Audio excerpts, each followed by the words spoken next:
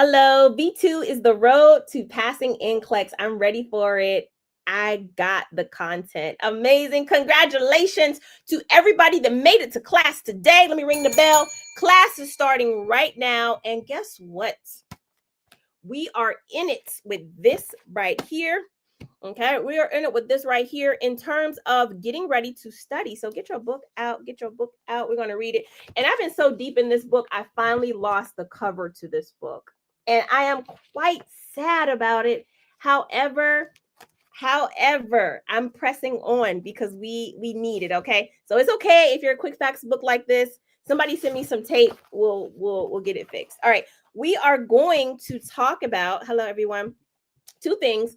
Let me know if you're an RN and a PN, and also I want to see your country tonight. What country is going to be studying Cushing Syndrome today, remediation style? Who is in the building ready and willing? Who's in the building ready and willing to study? Because that's what it's about. RNs in the house. Angela, I see you RN as well. I got Ontario, Canada. Hello from Nigeria. Chicago.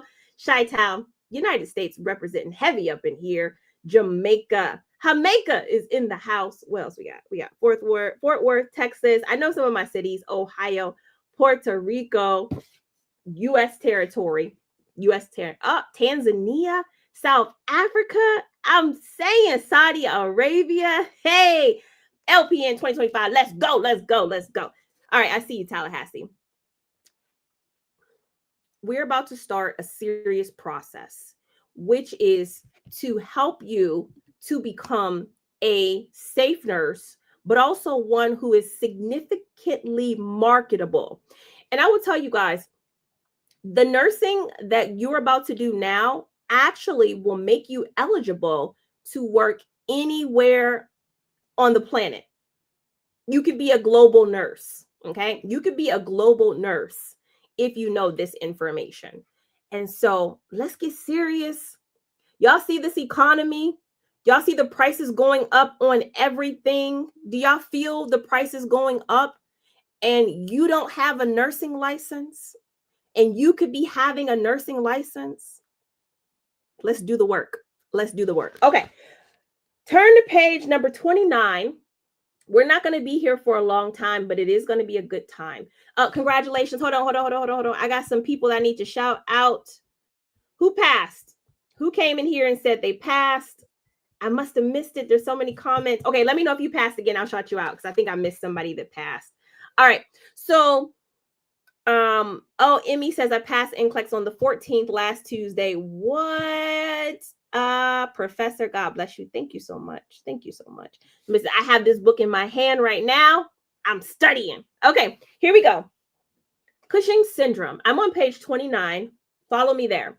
The first thing that I want to present to you is a question, okay? And from this first question, you will be able to tell if you have some work to do, okay? My first question is very basic. It's a very basic question. We are studying Cushing Syndrome. Does everybody see that? Everybody see Cushing Syndrome. What's the difference between a syndrome and a disease? Okay, because part of the reason for you studying this book right here, okay, part of the reason for you studying this book is not to take anything for granted. I don't want you to take anything for granted. So I'm putting this here so that we can all agree that every word in here is important.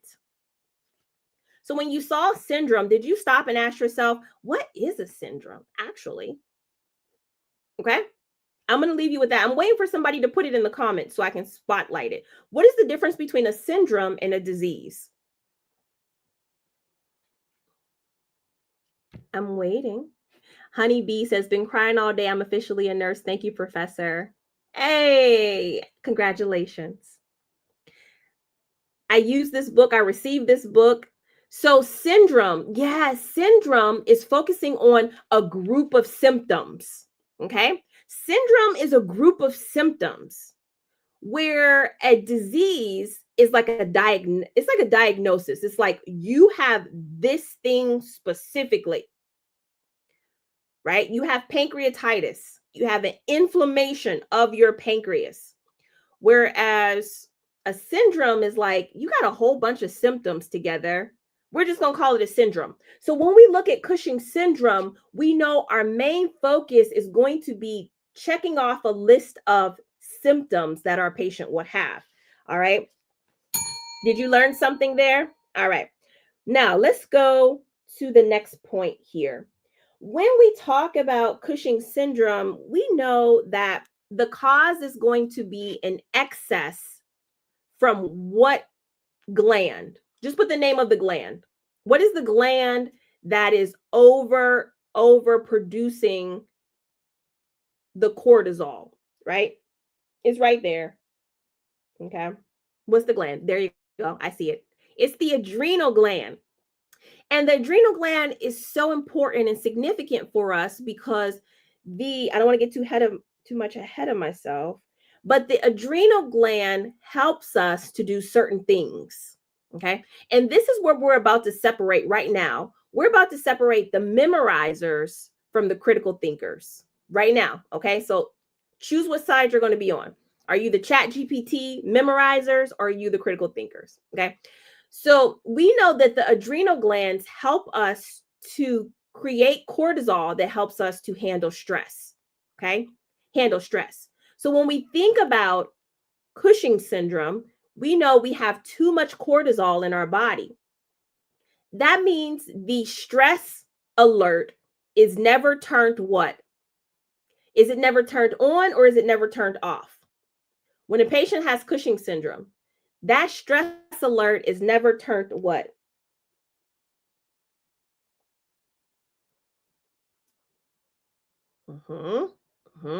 That stress alert is never turned off. And so this leads us to our syndrome, right? This leads us to our syndrome. Okay. support@remarreview.com. That's my email address. Okay. So when you have in a body the stress alert never turning off, the body will start to become disfigured. Okay. Because stress is not something that we should constantly be going through. Okay. So when that cortisol is constantly turned off, the body will start to become disfigured. And you, as the nurse, should be able to explain the disfiguration that's about to happen. Now, Quick Facts gives them to you.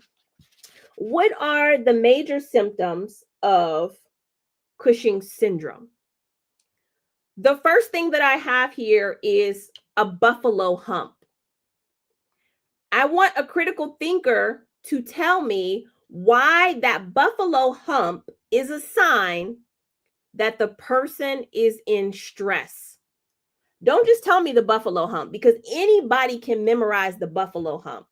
Anybody can memorize the moon face, right? That's like basic level stuff. We're here for remediation. Tell me why the buffalo hump is there in the first place. What has that to do with stress?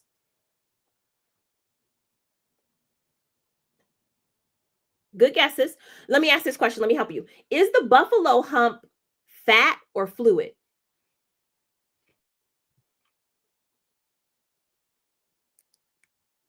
Is the buffalo hump fat or fluid? Okay.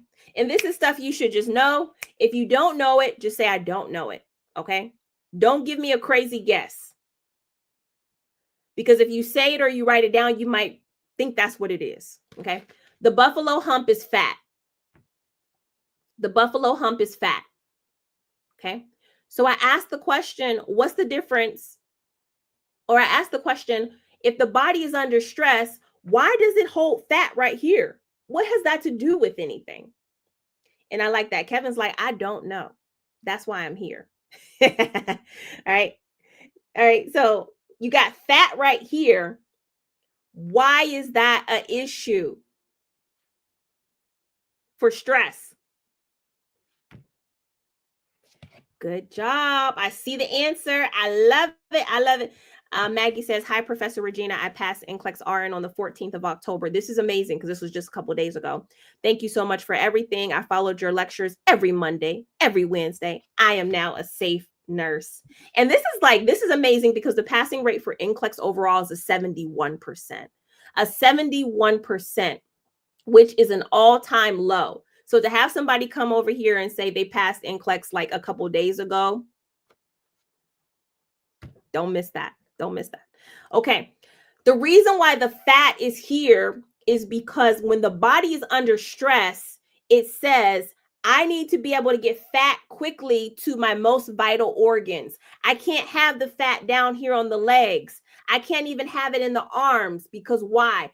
It's too far away from the brain and the heart and the lungs. I need fat to sit right here. Ain't that crazy, y'all? Who learned that just today? That's why it's fat there. That's why there's fat in the moon face, because the body is disfiguring itself because the stress alert has never been turned off. Come to class every Monday, every Wednesday. All right, so I'm moving on. So buffalo hump, okay? Moon face. It's the body saying, I can't afford for the arms and the legs to carry extra fat. You also got hirsutism. Hirsutism is just women having hair on their face, on their chest, on their back. It's also a survival mechanism, huh? It's also a survival mechanism because women, we are hairless on the face to a certain degree. We don't have full beards. But guess what? If the female body feels under stress, like it feels like it's under attack, what will happen? We'll start to masculine up. We'll get that full beard to scare off attackers. This is the human body. It's amazing, right? So the woman will become more masculine looking because the body is under stress saying, I'm not safe. I'm not safe. You need to change your appearance. You ever think about that? Like when a woman gets stranded on the side of the road, you know, sometimes it's good for her to put that hair back, put a hat on, make her look like more of a man. I'm just saying, this is what the body naturally does. Okay. Weakness, lethargy, weight gain. These are all stress responses. Cortisol is causing these things. And so when we think about Cushing syndrome, we are looking for these issues. We're looking for these issues. Okay. Another thing, Quick Facts mentions is that the serum glucose level will be what? Patients with Cushing syndrome, is their blood glucose levels up or down? Up or down? Okay. Right. I see it. We're talking about Cushing syndrome. We know the doctor is going to order their blood glucose to be checked when they're in the inpatient because that blood glucose level will be up. Okay. Now, some of you may have memorized that, which is great, but I'm looking for remediation. I'm looking for the critical thinkers. So here's my question. When we talk about the blood glucose levels being up, what organ is involved? What organ is under stress with Cushing's?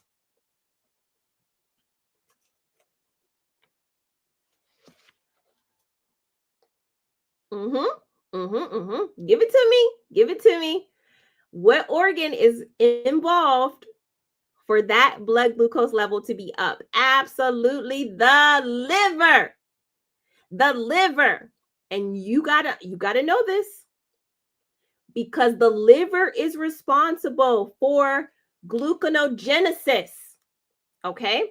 And so cortisol is telling the liver, you can never turn off. Your body's liver says, you need glucose. You need some quick energy. I'm going to give you some quick energy. The liver produces glucose and it shuts off. That's it. Okay. You needed to run up the stairs because you forgot your cell phone. So the glucose pumped out a little bit of, the liver pumped out a little bit of glucose to get you up the stairs. But when you have Cushing syndrome, The cortisol says to the liver, never stop doing that. So the liver is just pumping out the glucose, okay? Yeah.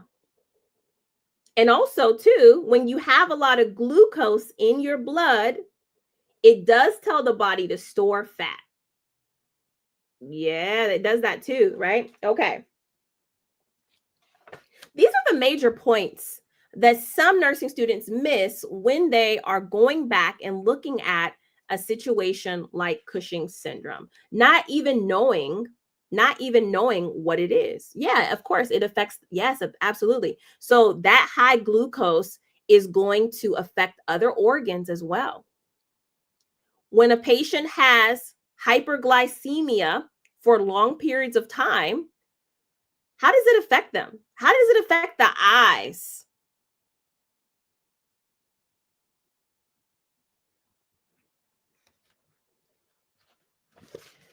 How does it affect the eyes of the patient?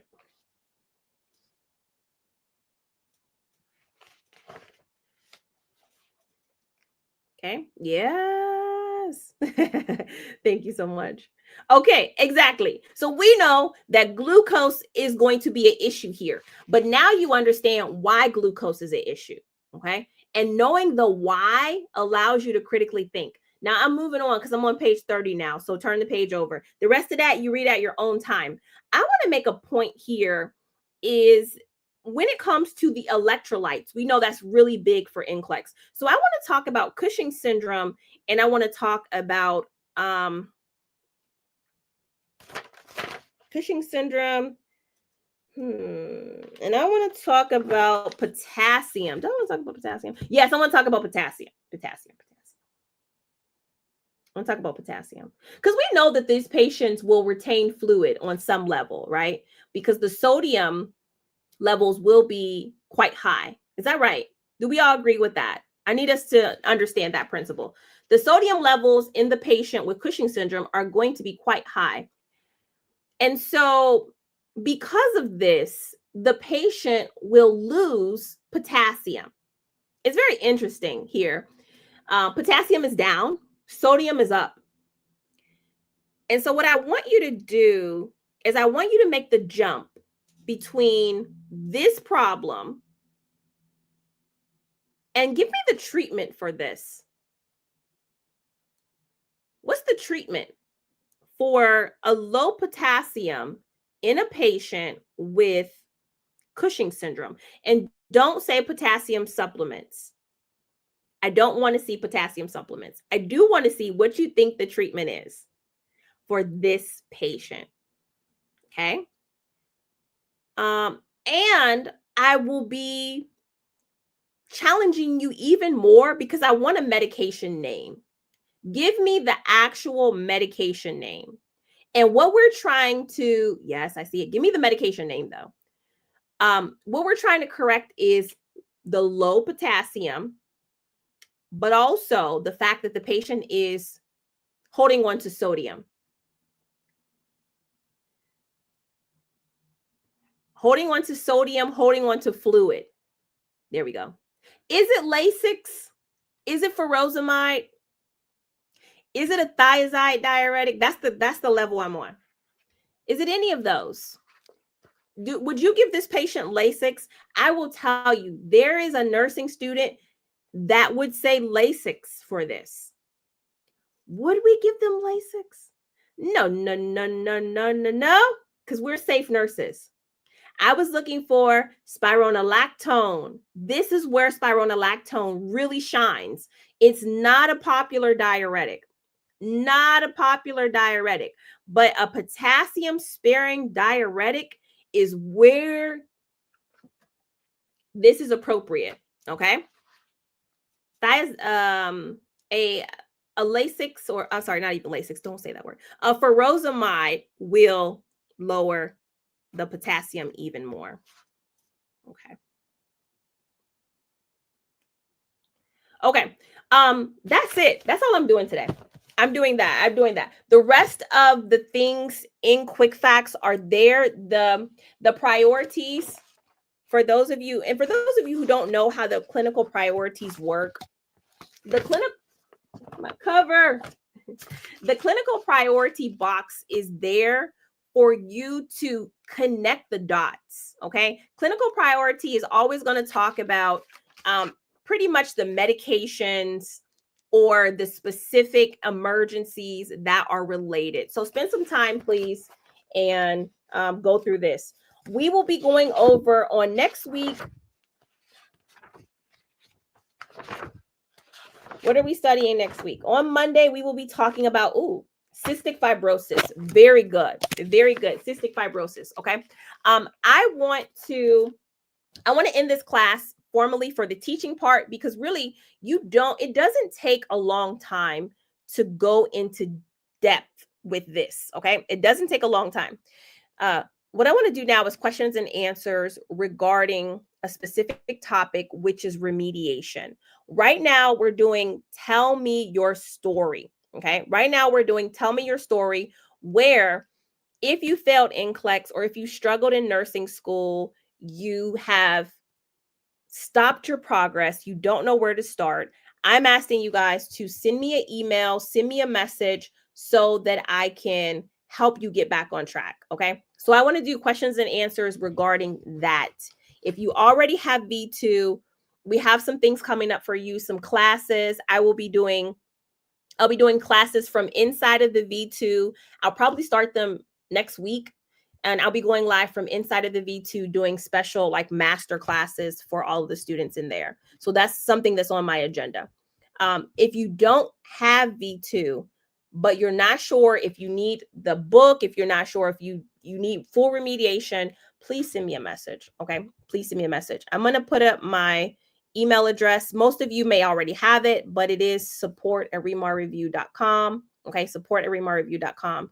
For those of you. Now, I want to do some questions. Let me look for my email.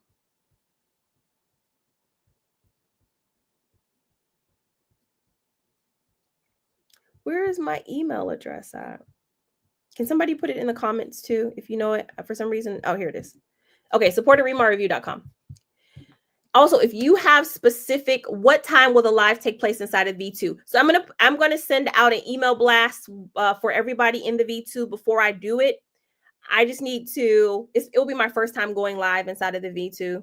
Honestly, it's a new feature that the tech team developed, and I'm excited to use it, but I'm also very nervous because maybe I'll just take my classes just directly inside of V2. That's my learning platform that I created. Amazing technology. It's been, just a great experience for my nursing students and for myself. But just taking my classes inside of V2 is something I wanted to do for a long time. So I want to do a test to see how you guys like it. Okay. All right. Regina, I have the V2 for nursing school. Do you still think I need the book? Yes, I do. Because again, the V2 for nursing school are the videos. The book is going to focus on pharmacology and med surg. Okay. Okay. Yeah, I know. I'm so excited for the V2. There's so many good things that are coming inside of the V2. All right. So I'm doing question and answer, guys. If you already have V2, you can go back to studying. If you have questions for me, I want to answer them. Okay. Suggestions for case studies, drop down, close, and SATA.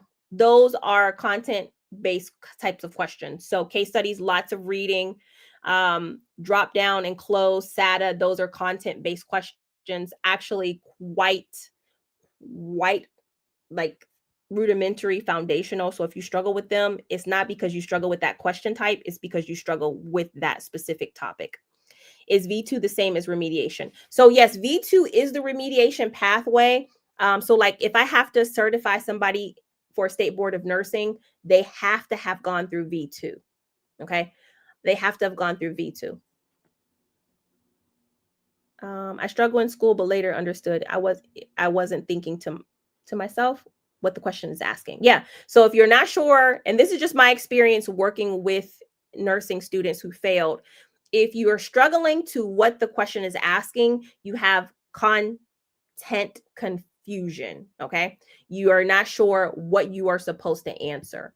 Okay, I brought the V2 but don't understand it. Okay, so the V2 is a combination of a video platform plus a workbook. Okay, that is what most people don't understand about V2. So anytime you have V2, you need to have this book with you in front of you. If you're watching the lectures, have this book in front of you at least the first time, because while you're watching the videos in V2, you're filling out the workbook. So for example, pregnancy, there's a video that you're watching that takes you through this. Okay. There's a video. So every page that you come across in the V2 has a lecture in it. And this is part of the remediation pathway. Okay. This is part of the remediation pathway. Anything for dosage calculations. Dosage calculations are in the nursing school V2. Okay. How many questions should I be doing in V2? When you talk about preparing for NCLEX, it's not a matter of how many questions you do, it's the time commitment to me that's more significant. So if you are setting aside 30 minutes of your study time to practice questions, however many you can do in that 30 minutes is good, because consistency is way more important than just trying to meet a number. Okay. Sometimes I feel like if we focus on just doing a certain amount of practice questions, like if I do 100 questions a day, yeah, you might be 100 questions in, but you're totally burnt out. And so you don't practice again for another 4 or 5 days. That's not going to be helpful to you. All right. mm, mm, mm, mm. Okay, so if you need to get back into V2 for any reason, please email me. It's much, much, much more efficient for you to do that. Okay. No, you cannot buy the V2 book answered. Nope. You have to go through it. You just have to go through it. And that's the part about remediation. Can you succeed without doing questions?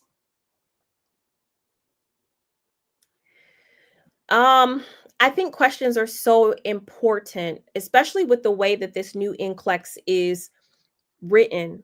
I think having exposure to case studies is very important. So no, I wouldn't suggest not doing any questions. I think um, even with the multiple patient scenarios now, I think being able to practice some of those will be much more beneficial than trying not to do it. You can also send me a DM as well as if you have a question. I do questions just to see if I understand the content. Yes, that's a good way to do it. Does the V2 come with a workbook? Yes, V2 comes with the workbook. Does the V2 come with questions? Yes, the V2 has a question bank.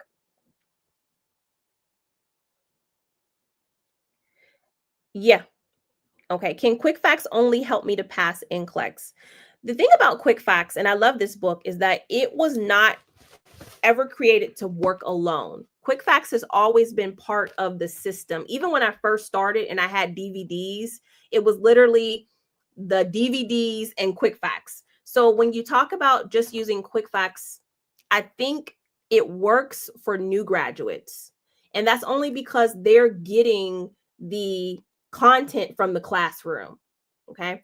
But when you talk about somebody who's been out of school, whose primary issue is content or context, quick facts is not going to be sufficient. Okay. You're going to need the rest of the resources. I'm in the V2 and there are no questions listed. There are. You got to go to the question bank. Please, Regina, I don't have the V2 workbook. Where can you get it? You can get it from my website. You can always go to my website, remarnurse.com, and get just the book, or you can get the V2.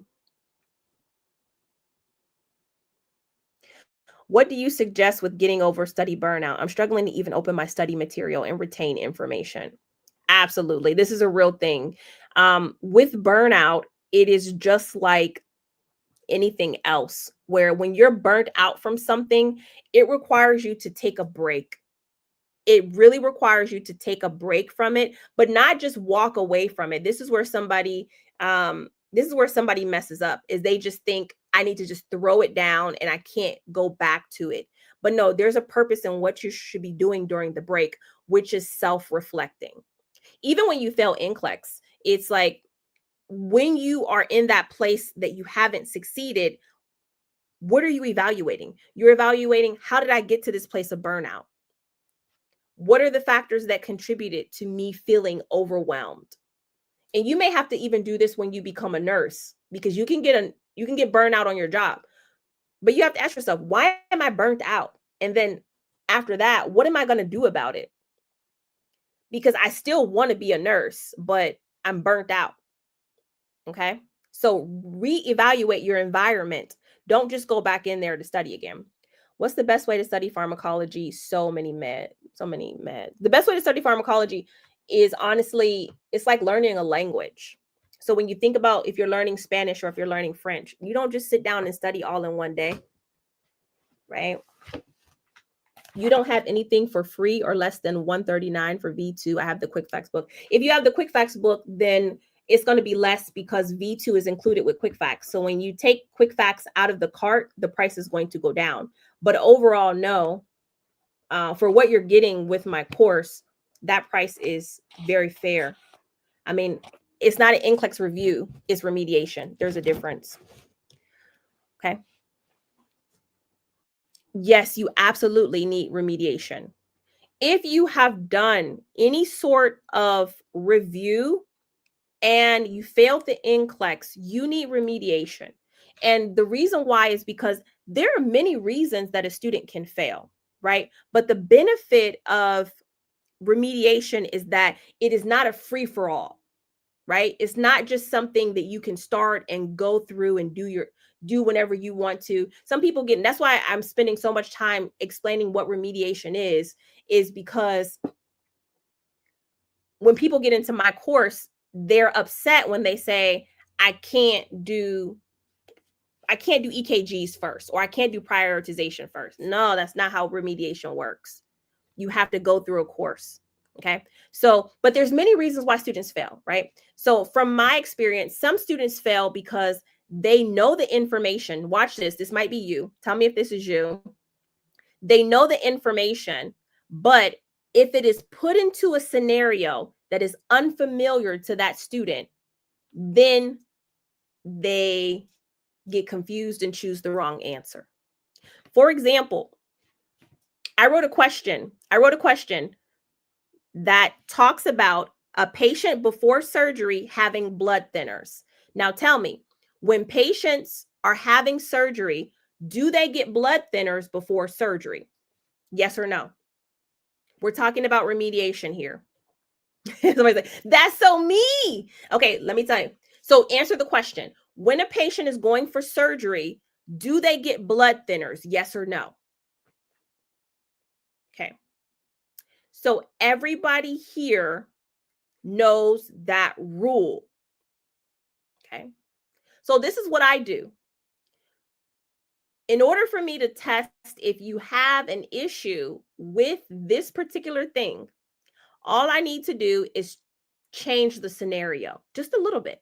I just need to change the scenario. So what I'll do is I wrote this question. I said, the patient had a new valve placed 6 months ago. The patient had a new heart valve placed 6 months ago. They're about to go for surgery. Do we hold the medication now? Yes or no? What would you say? If your patient had a new heart valve, do you still hold the medication? Yes or no? Okay. See, now I see some people who have gone from yes, absolutely hold it. Now with the new context, they're saying no, give it.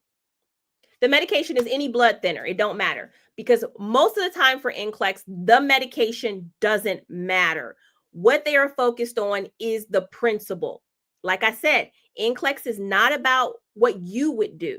It's about what a new nurse should do.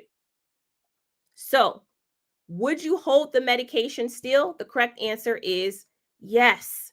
You still hold the medication. Why? Because the patient is going for surgery. Okay. But I know that many of you on NCLEX day will get that question wrong and continue to repeat that mistake. And that's how you fail NCLEX, because you know the rule, but if the scenario changes, you get confused. Okay. And so that's the difference between ReMar and everybody else. Because I want you to know that about yourself. That's why I'm on here today. Right. So if you're not following, follow me if you're not following me. Okay.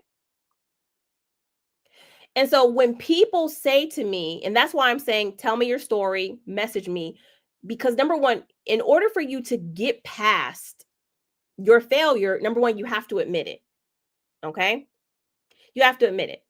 And then once you admit it and you can say it, then you're open to thinking about doing something different. Okay.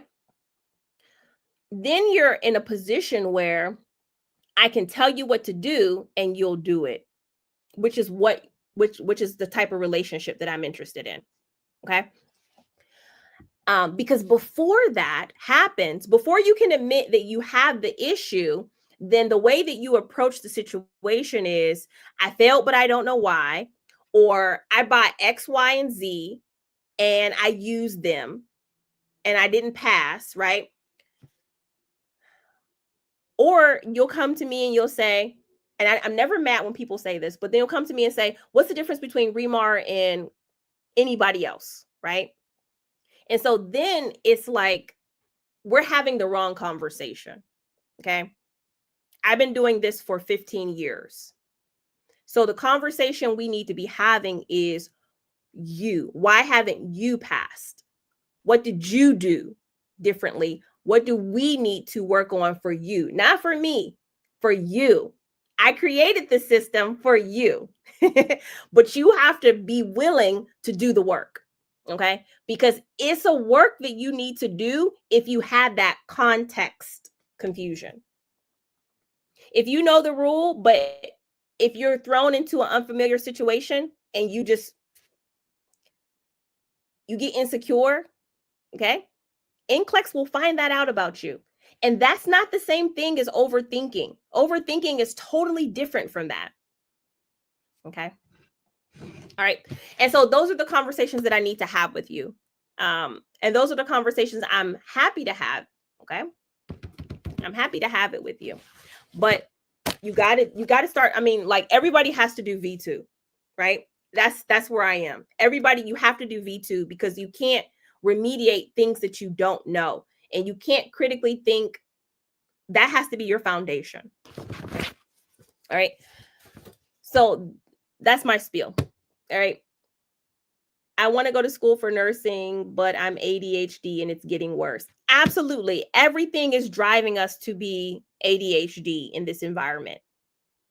Everything. Our attention spans are getting shorter and shorter and shorter.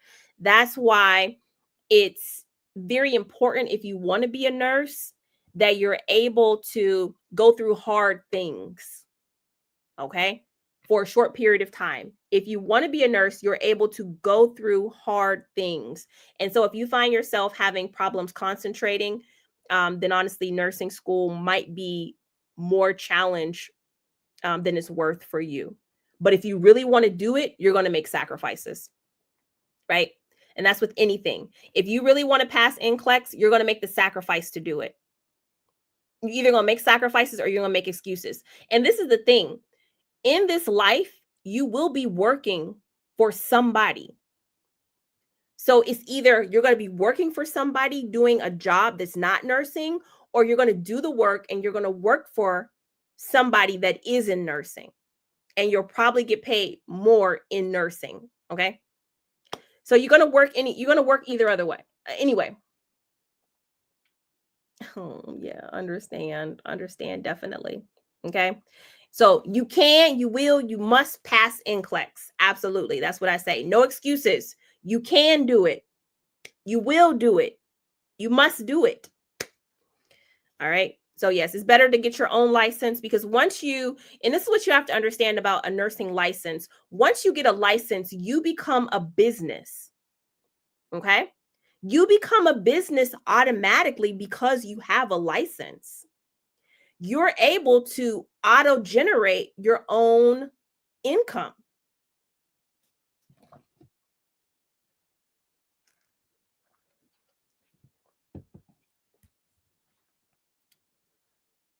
So I'll just leave you with that. Like, having a license is a huge deal. What are your thoughts when you get the CPR report? Is that rage bait? You know how I feel about the CPR report. You know how I feel about it. So general, so not helpful. Did I work while I was in school? Yes, I had to work while I was in school. In the hospital, patient transportation though. I didn't want to do I didn't want to be a nurse's aide. I didn't want to burn myself out, right? So general. Going back to the CPR report, right? Doesn't give you any information. I just gave you more information than the CPR report. When I said you know the rule, but when it's put in a different scenario, you get confused and choose the wrong answer. That's something that NCLEX should be telling you. They have the data. They have the resources to tell you that. It would be nothing for them to say you failed because 95% of the questions you second guessed yourself, right? They'll be able to tell you that. However, they don't. They don't tell you that. They don't tell you anything except for you were near passing or below passing or above passing, which is that helpful to you? Can you remediate off of that? Let me know. Yes, I know. Okay. So I don't incorporate the CPR report in any of my teachings. I don't use it at all for anything. Okay. I don't ask you guys for it. I probably could make a lot of I honestly could probably make a living off of just reading CPR reports to people because that is all that they have from their failures. And so nursing students hang on to them and they cherish them and they treasure them and they show them around to people, right? And there are people that will charge you money to read those general. There are people that will charge you money to read those things to you, y'all. Okay.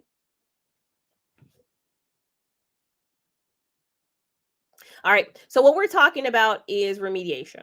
Okay. Where can I purchase your books in Kenya? DM me because I have my partner, Kenya Nurse Consultants. They have a TikTok. They have a TikTok channel, Kenya Nurse Consultants. You can message them or I can give you the information. Okay. All right. All right. I want you all to do well. I want you to have confidence. Yeah, I want you all to have confidence and I want you to understand that this process, if you failed, because even if you're taking it for the first time, if you are not sure of yourself, try remediation. Try just the V2 learning pathway, okay? Even if you're not sure. Yeah. I know. It's not easy out here. I'm not a nurse, but I desire to be one. So I always listen to you. I work as a CNA. Well, you are in the right place. Get in school. Hurry up and get in school. Okay. Because every day you put it off is a day that they say this every day you put something off, you delay it 6 months. So every day you put something off, you push it back. And some of y'all know that to be true. Okay.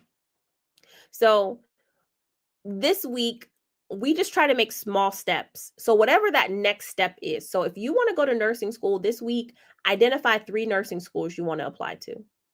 Okay. If you're a CNA, you definitely are looking at those nurses thinking, I can do this. Okay. And when it comes to nursing school, you just want to find one that's accredited and one that can allow you to take NCLEX and pass it. Okay. And I don't care if you start with a PN. I don't care if you start with an ADN. I don't care if you start with a bachelor's. Just get into nursing, y'all, because this economy is getting bad. This economy is getting bad. And I know that when you have nursing as a profession, it gives you an advantage. It gives you an advantage.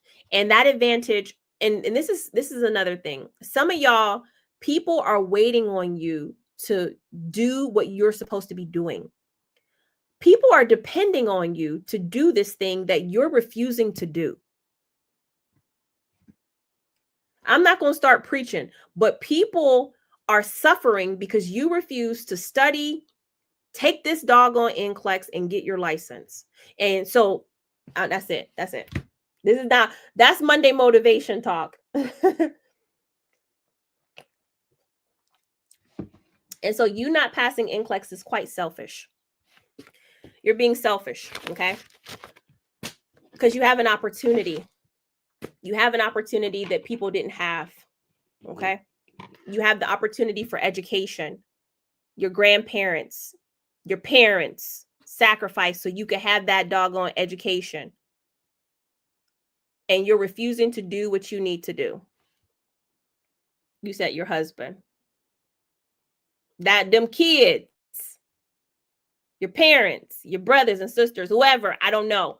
But my goodness, in a time like this, what a value it is to have a nursing license and for somebody else to know a nurse, to be able to say, I can call Jessica up and she can tell me about this medication, or how about this?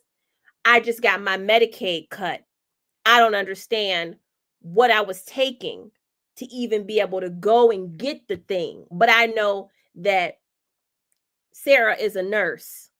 Okay. Okay. So do what y'all have to do, please. It's Winning Wednesday. And I actually want y'all to be winning in real life. Winning in real life. Okay. So I'm going to get out of here. I have a lot of work to do. Also, some really great things coming up in the V2 that I'm working on for you guys. So I got to go and get it. And I'm excited. Thank you so much for coming to this live every Monday at noon, every Wednesday at 9 p.m. I only ask you to come to class 2 times a week. You can do it. Okay. You can do it. Apart from that, take that next small step. If it's scheduling that NCLEX date, schedule it. If it's looking to get back into your nursing program, do it. Okay. Whatever it is, if you need to send me an email, let's talk more about it. But I appreciate your time. I also respect your time. So have a good evening, everyone.